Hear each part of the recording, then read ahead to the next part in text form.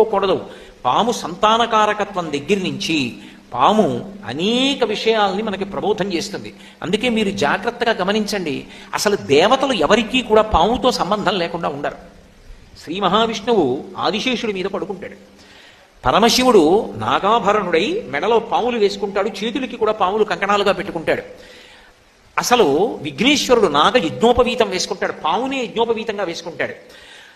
శ్రీకృష్ణ భగవానుడు కాళీయమర్దనంలో ఆయనకి ఏ రంగస్థలం పనికి రాలేదు. ఆయన కాళీని యొక్క పడగల మీద తాండవం చేశాడు. మీరు ఎక్కడ చూడండి, చివరికి సహస్రారమని పాము పడగలు ఎలా ఉంటాయో శ్రీ విద్యా సంప్రదాయంలో ఆ సహస్రారమును చేరుకున్నప్పుడు అలా ఉంటుంది అని. కాబట్టి పాముతో సంబంధం లేనటువంటి దేవతలు ఉండరు.